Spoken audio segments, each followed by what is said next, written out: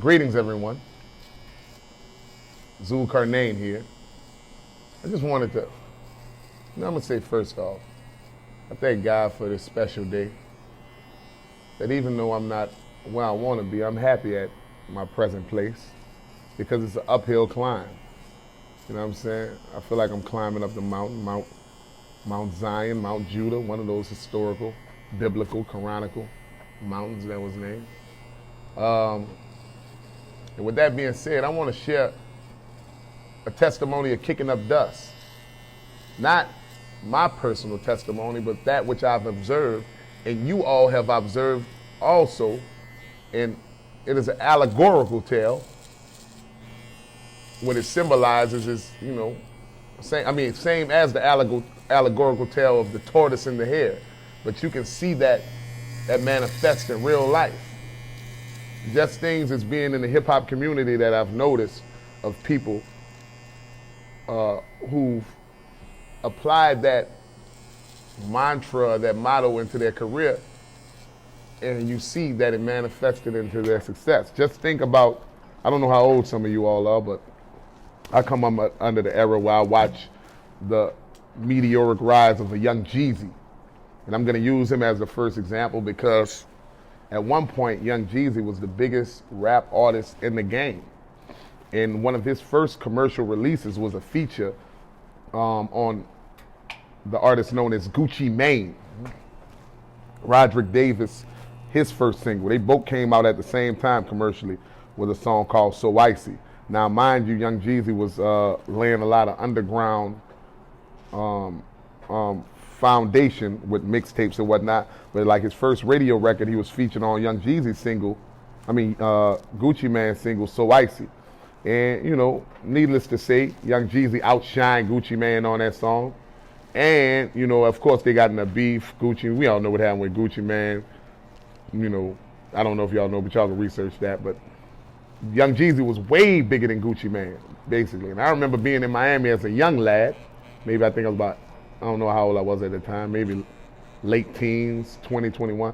And Gucci Mane was trying to get into his own single release party at like a club that was having a single release party for So Icy at on the beach, on Miami Beach. I don't know if it was the mansion or whatnot. I was already in there on the balcony. So I was on the balcony overlooking a young Roderick Davis, a young Gucci Mane, and I'm sure he can testify to this, screaming and pleading with the bouncers at the door that, man, this my party. They didn't want to let him in. He was pleading like, man, this my party.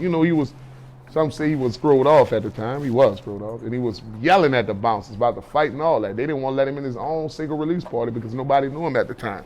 And young Jeezy was selling millions of records. So, they got into it. They was beefing.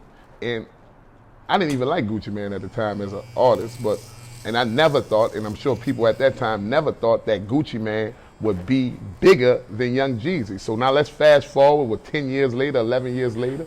But because of Gucci Mane's work ethic and connect with the streets, even though he got in a lot of legal troubles, he always stayed connected with the streets. And he was, as people would say, a street A&R. I mean, he helped jumpstart the careers of the Migos, Pee Wee Longway, Young Thug, countless producers, whether it be Metro Boomin, Mike Will, Zaytoven, TM808. He had a lot of these producers staying at his compound. So, with that being said, we also see now Gucci Mane is one of the biggest rappers in the game.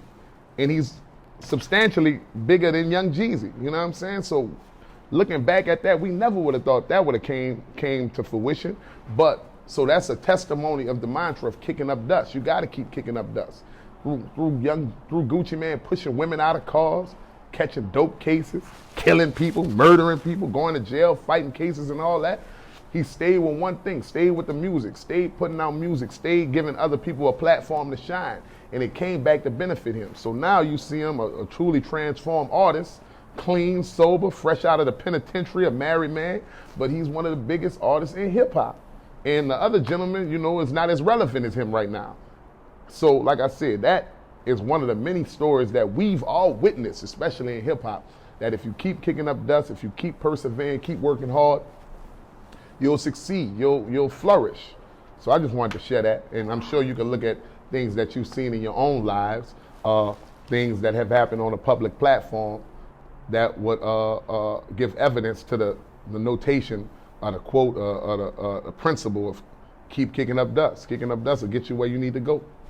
So stay positive, stay blessed, and keep working hard. Have $1 million day.